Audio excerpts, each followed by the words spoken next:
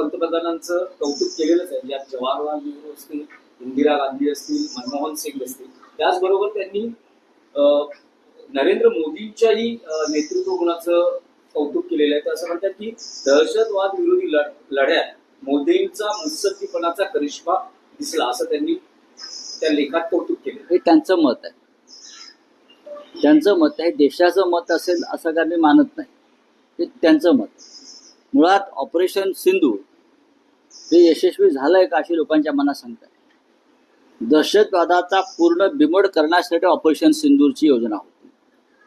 पाकिस्तानचे 4 तुकडे करण्यासाठी ऑपरेशन सिंधूरची योजना होती. पाकिस्तान परत आयुष्यात उठणार नाही आणि भारताकडे वाकड्या नजरेने पाहणार नाही, यासाठी ऑपरेशन सिंधूर होतं. आणि आज त्याच पाकिस्तानच्या लष्कर प्रमुखांना अमेरिकेमध्ये त्यांच्या आर्मी डेच्या कार्यक्रमाच्या परेडसाठी विशेष आमंत्रित केलेलं आहे. हे कसलं लक्षण मानायचं? प्रेसिडेंट ट्रम्प आतापर्यंत 17 वेळा सांगतायत की हिंदुस्थानने जो दहशतवाद विरुद्ध पाकिस्तान विरुद्ध लढा पुकारला होता तो मी थांबवला. ऑपरेशन सिंधूरची जी काय भूमिका आहे, या भूमिकाला छेद देणारं प्रेसिडेंट ट्रम्प वक्तव्य करतात आणि आमचे मुत्सद्दी वगैरे काय प्रधानमंत्री जे म्हणतात आमच्या ताईसाहेब, की त्याच्यातून एक अक्षर काढत नाहीत तोंडातून. हा या देशाचा अपमान आहे. प्रेसिडेंट ट्रम्प हिंदुस्थानच्या सुरक्षेच्या बाबतीत आंतरराष्ट्रीय आणि राष्ट्रीय हस्तक्षेप कशा प्रकारे करू शकतात? अमेरिकेमध्ये एलन मस्क त्यांना जाब विचारतो, त्यांचा एक मंत्री. पण भारतात हस्तक्षेप करून हिंदुस्थानचे प्रधानमंत्री त्यांना जाब विचारत नाही. हे एका कमजोर प्रधानमंत्र्याचं लक्षण आहे. नाना पटोले असं म्हणतात ऑपरेशन सिंधूर कम्प्युटर गेम सारखं झालं होतं. नाही मला माहिती. बोलिए क्या है? जिस तरीके से 11 साल पूरे हो गए एनडीए सरकार को, मल्लिकार्जुन खड़गे ने आलोचना करते हुए सरकार की 11 साल में 33 मिस्टेक बताई है. वही जितना झूठ बोलना प्रधानमंत्री कभी कभी देखा नहीं ऐसा. खड़गे साहब ने सही कहा है कि मैंने पहले भी कहा है, अगर झूठ बोलने के मामले में नोबेल पुरस्कार, नोबेल प्राइज किसी को देना है और देने की योजना बनती है तो एक ही नाम सामने आएगा, हमारे देश के प्रधानमंत्री नरेंद्र मोदी जी का. 11 साल और उससे पहले झूठ बोलकर सत्ता में आए और 11 साल झूठ बोल के सत्ता में टिके रहे. क्या मिला है देश को? क्या दिया जनता को? गरीब हो रहे और जो अमीर है वो अमीर में भी 10-12 लोग ऐसे उनके वही अमीर हो रहे. इस देश में बेरोजगारी बढ़ रही है, महंगाई बढ़ रही है, एजुकेशन सिस्टम पूरी तरह से फेल्योर है, टेररिज्म बढ़ रहा है, पाकिस्तान आंख उठाकर देख रहा है, चाइना घुस रहा है हिंदुस्तान में. तो 11 साल में आपने किया? अब मुझे बोले, देश की अर्थव्यवस्था पूरी तरह से खत्म हो गई है. सर, जिस तरीके से देवेंद्र फडणवीस ने बयान दिया कि आने वाले जो बीएमसी चुनाव होंगे, जो भी म्युनिसिपल चुनाव होंगे, वो मारुति एक साथ लड़ेगी, कहीं ना कहीं एडवांस बुकिंग अभी से कर रहे हैं देवेंद्र. करने दो. देखो अपनी अपनी चुनाव की रणनीति हर आघाड़ी हर पार्टी करती है, वैसे हम भी करेंगे. देवेंद्र फडणवीस अगर किसी के साथ चुनाव लड़ने की भाषा करते हैं या एक कोई अलायंस बनाते हैं तो उनका अलायंस है. दोनों पार्टियां, देखो अलायंस किससे करेंगे? बीजेपी है और जो 2 पार्टी है वो उनकी ही पार्टी है ना. अमित शाह उनके प्रेसिडेंट है एक्चुअली. एक अजित पवार की पार्टी अमित शाह चला रहे और जो एसएनसी यानी एकनाथ शिंदे ग्रुप है वो भी भाजपा का ही पार्टी है, अमित शाह की पार्टी है. तो घर का मामला है उनका. मतविभाजन होऊ नये यासाठी महायुति ने तैयारी पहले से उन्होंने घोषणा कर दी थी, पर अब आपकी सीट डिक्लेयर नहीं हुई थी. बीएमसी ने वो तैयारी करके करे, ऐसा उनका कहना है. करने दो. आपके एंड से इस तरह की तैयारी का घोषणा पहले होगा कि एंड मोमेंट तक वो सीट नहीं. का मामला दिखाएगा? हमारी चर्चा चल रही है.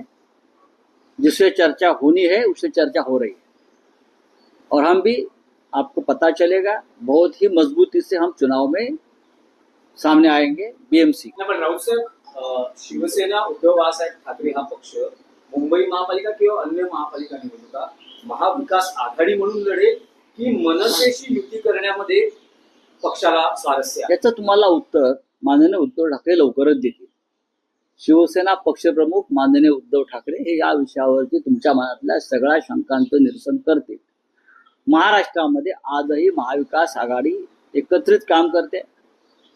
पण आम्ही हा स्थानिक स्वराज्य संस्थांचा विषय असल्यामुळे स्थानिक लेवलला आमच्या कार्यकर्त्यांच्या काय भावना आहे, कोणाबरोबर जायला पाहिजे, कुठे काँग्रेस बरोबर जावं असं वाटतंय, कुठे राष्ट्रवादी बरोबर भूमिका असावी असं वाटतंय, मुंबईमध्ये वेगळा निर्णय काही लोकांना घ्यावा असं वाटतंय.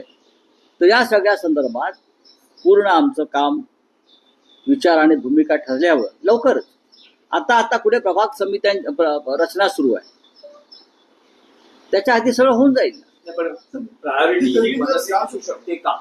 तुम्ही पक्षाचे आहात. मी तुम्हाला आत्ताच सांगितलं की माननीय शिवसेना पक्षप्रमुख उद्धव ठाकरे हे आपल्या प्रश्नांना लवकरच उत्तरं देतील आणि अगदी सविस्तर, भक्कम आणि परखड आपल्या मनातले सगळे प्रश्न जे आहेत हे त्यांच्यापर्यंत पोचलेले आहेत आणि त्यांनी उत्तराची तयारी केलेली आहे. सर, विधानसभा चुनाव में जिस तरीके से देखा गया कि महाविकास आघाड़ी में सीट शेयरिंग को लेकर देरी हुई थी, कहीं न कहीं तनाव दिखा था, तो आने वाले चुनाव में क्या देखिए ऐसा होता है विधानसभा में, जैसे वो क्या महायुति में भी हो गया था ना, आखिर तक हो गया था, ऐसा होता है, लेकिन आगे वाले चुनाव में इस प्रकार का कोई प्रसंग नहीं आएगा. साहब, एनसीपी सांसद सुप्रिया सुले ने पीएम नरेंद्र मोदी की नेतृत्व गुणों की सराहना की है.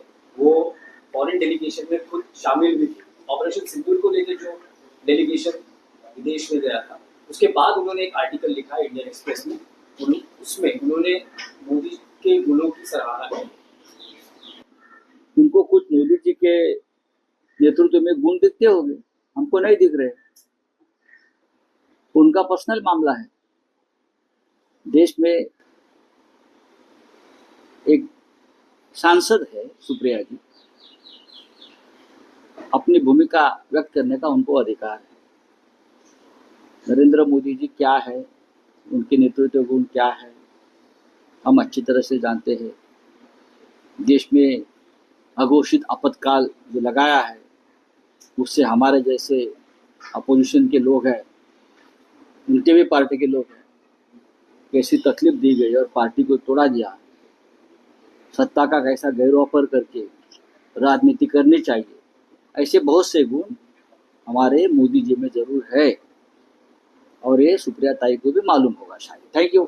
अनअकैडमी सेंटर से नीट का सिलेक्शन नहीं तो फीस वापस, मतलब नहीं समझे. 2024 में अनअकैडमी से नीट के 26,000 से ज्यादा सिलेक्शंस हुए, इसलिए हम जानते हैं कि आपकी और हमारी कड़ी मेहनत और डिसिप्लिन से नीट में सिलेक्शन होगा. तो अगर नीट 2026 में आपके 500 से कम नंबर आए तो आपकी 50% कोर्स फीस रिफंड हो जाएगी only with Unacademy NEET sure success programme. बहुत ही लिमिटेड सीट्स हैं, तो अभी जाइए और एनरोल कीजिए.